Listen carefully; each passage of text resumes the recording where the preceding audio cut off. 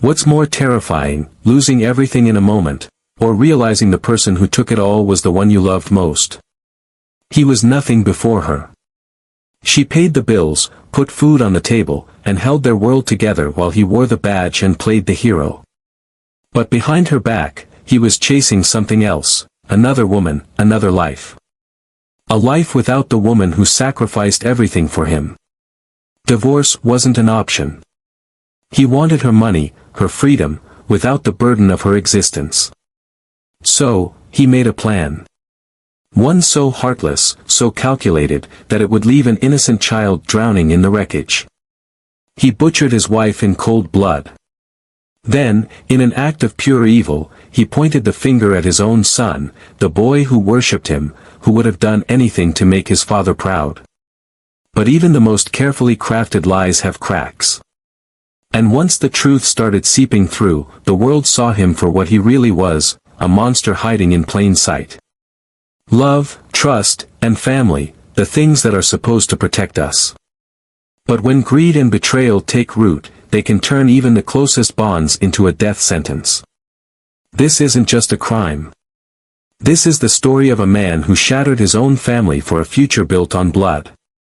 Welcome to Everyday True Crime, where we expose the darkest betrayals and the shocking truths behind real-life murders.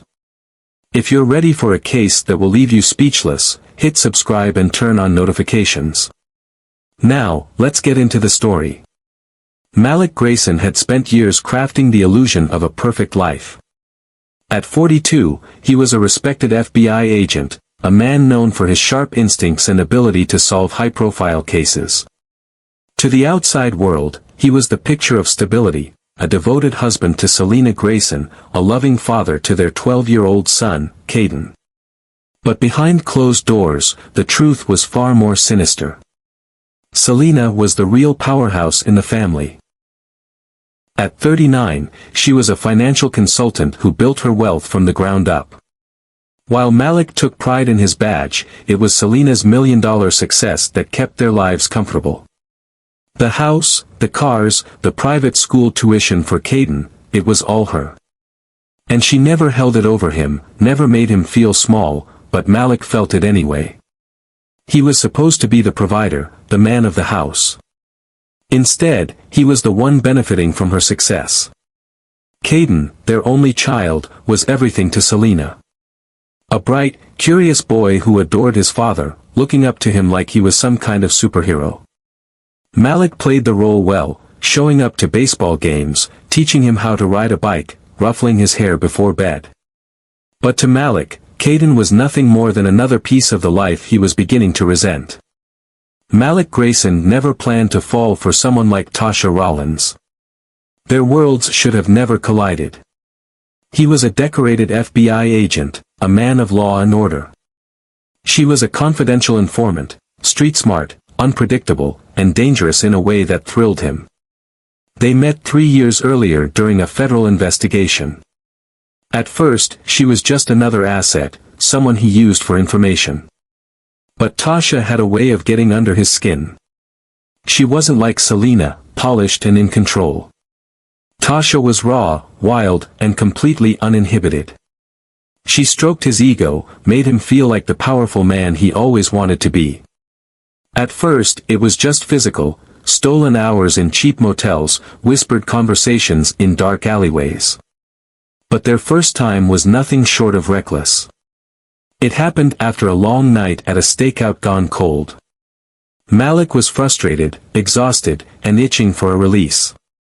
Tasha had been teasing him all night, the way she leaned into him when she spoke, the way she held his gaze just a little too long. When the case ended, she invited him for a drink. He knew he should have said no, but he didn't. One drink turned into two. Two turned into hands grazing over thighs, lips too close.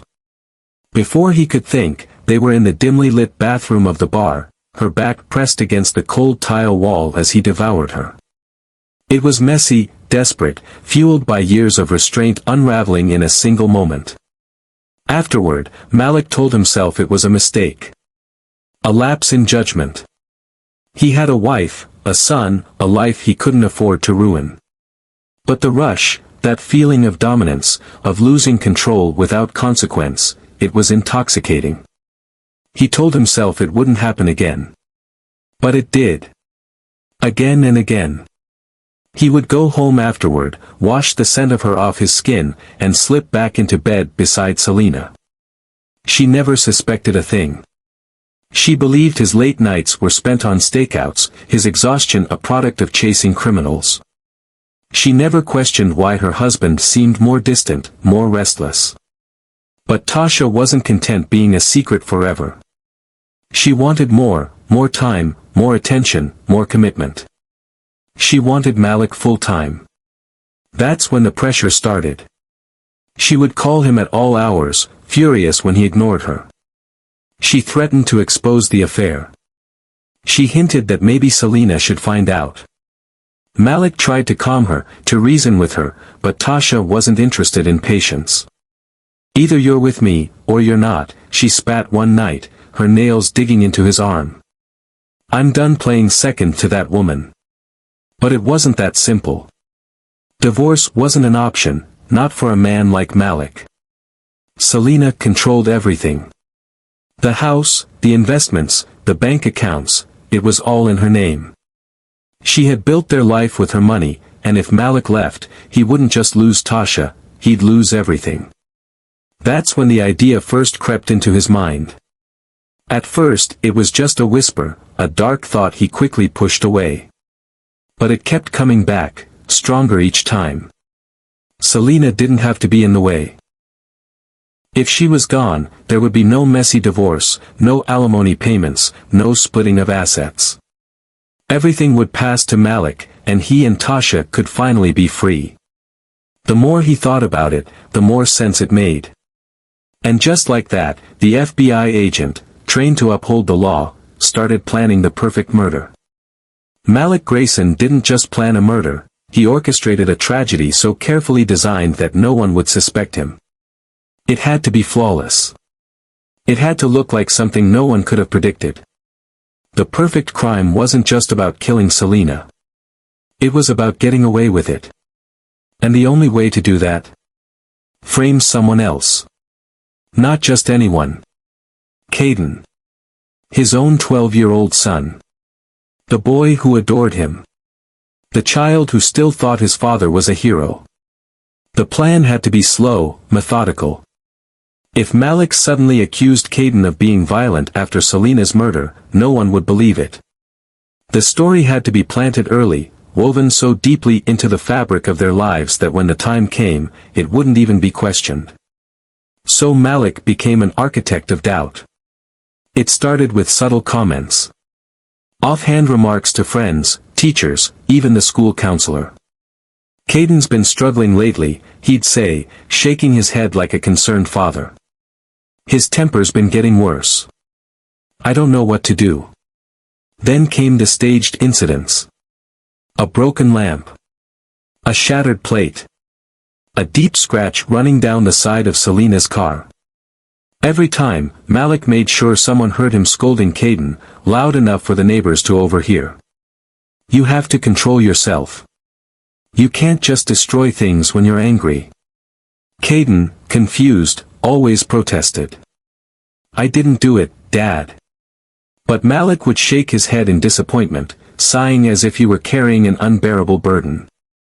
To outsiders, it looked like a struggling father trying to rein in a troubled child.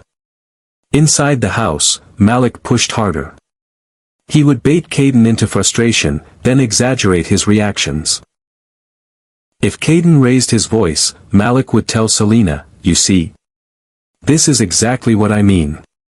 Selina, ever the loving mother, dismissed it at first. He's just a kid, Malik. He's going through a phase. But that's what made it perfect, Selina didn't see it coming. No one did. Once the groundwork was laid, Malik just had to wait. Wait for the moment when his wife let her guard down. Wait for the moment when Caden was in the wrong place at the wrong time. Wait for the perfect night, to strike. The night of the murder, the house was silent except for the faint hum of the television in the living room.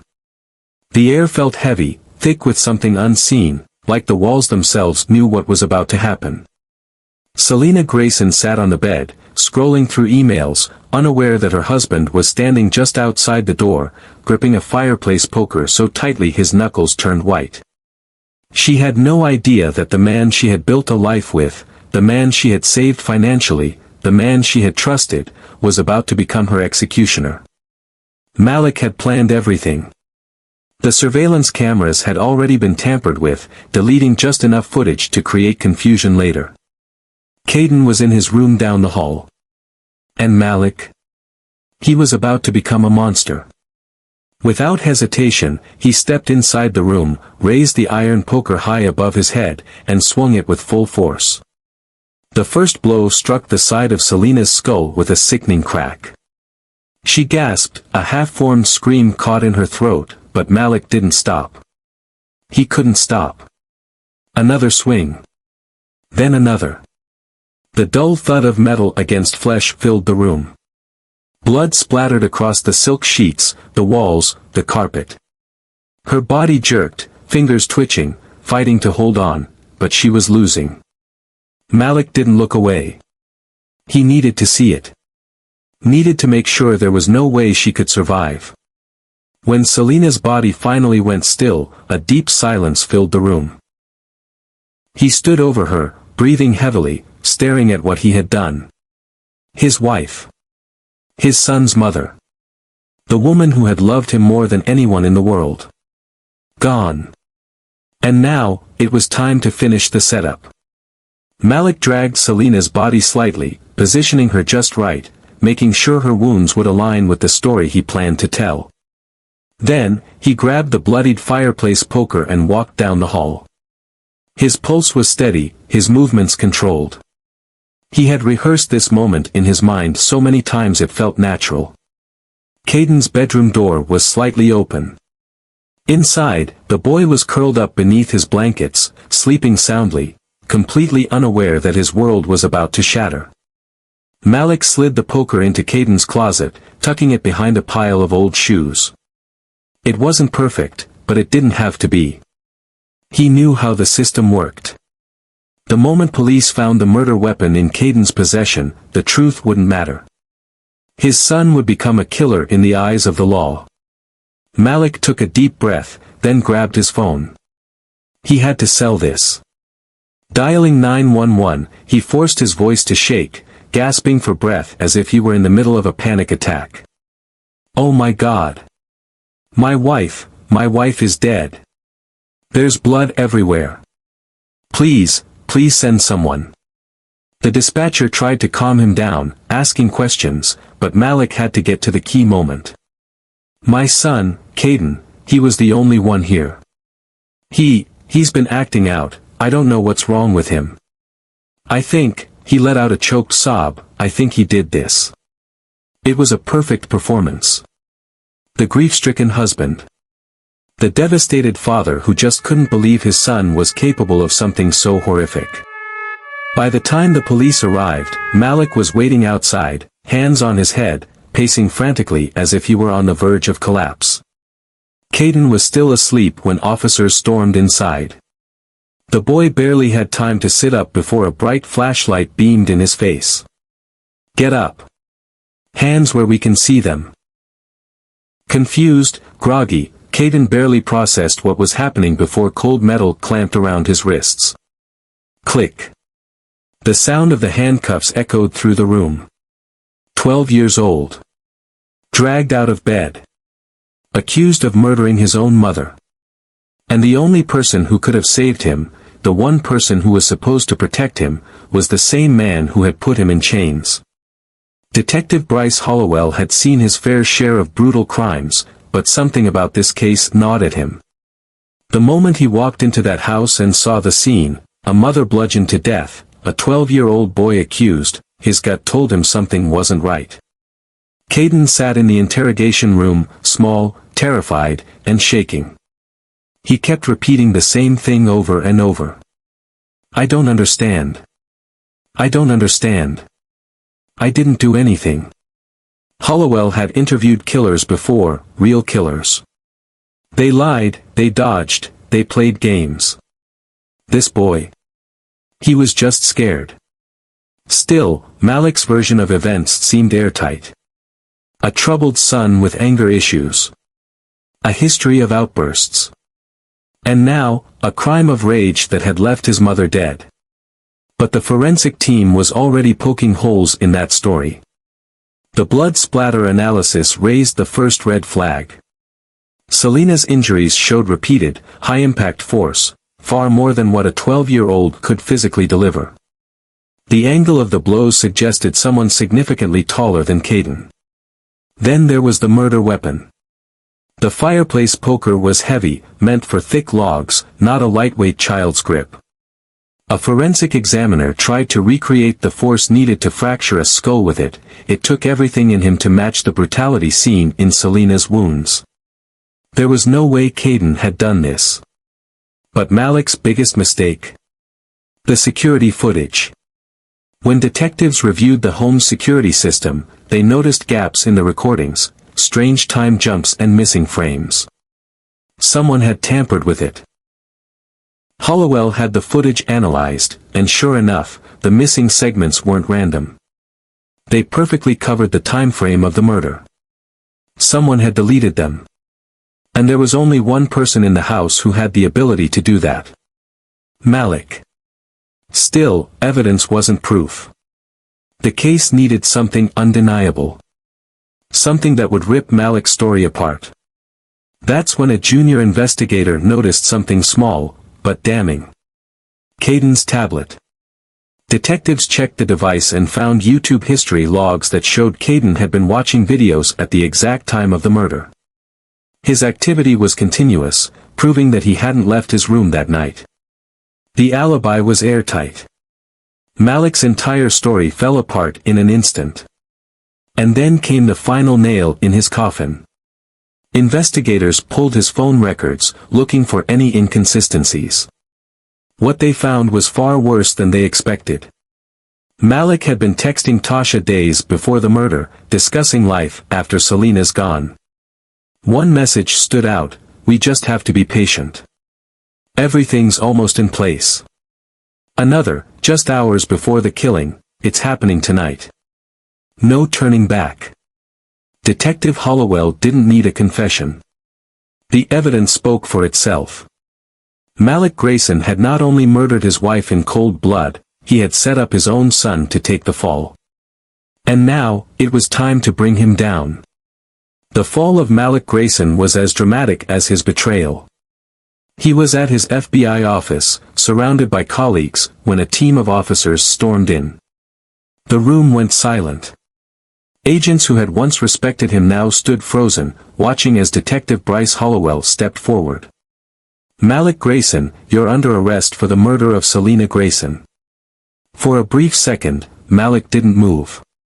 His eyes darted around the room, searching for some way out. But there was none. Cold steel handcuffs clicked around his wrists as the reality sank in. This wasn't a misunderstanding. They had him. His voice, usually so controlled, cracked. "You've got the wrong person." But the evidence was stacked too high, the lies too tangled to escape. As he was led through the hallway, his colleagues stared in disbelief. Some whispered. Some averted their eyes. Others shook their heads in disgust. Malik had spent his career catching criminals. Now, he was one of them. In court, prosecutors tore apart his carefully crafted persona. They painted a chilling portrait of a man who had everything: a wife who supported him, a son who adored him, and still threw it all away for greed and lust. They laid out the forensic evidence, the phone records, the deleted security footage. They played his messages to Tasha for the jury, texts dripping with premeditation. "It's happening tonight. No turning back." Malik sat stone-faced as the jury listened, but when they read the guilty verdict, the mask cracked. For the first time, real fear flashed in his eyes. Life in prison. No parole. Tasha Rollins wasn't off the hook either. She swore she had no knowledge of the murder plot, but prosecutors weren't convinced. She was charged with conspiracy to commit murder. Caden, the real victim in all of this, was left with scars no prison sentence could heal. His own father had not only stolen his mother but had tried to steal his future as well. In the end, Malik lost everything: the woman he loved, the son he betrayed, and the life he once had. But justice had the final word. Malik Grayson thought he was smart enough to manipulate the justice system he once served. He planned every detail, staged the perfect crime, and even framed his own son, believing he could rewrite reality to fit his desires. But arrogance has a way of blinding even the most calculating minds. He traded his family for an affair, wealth, and freedom, but in the end, he lost everything. A life sentence. No parole. No future. And the son he betrayed would never look at him the same way again. What do you think? Could Caden ever recover from such a deep betrayal? Let us know in the comments. For more twisted true crime cases, subscribe to Everyday True Crime.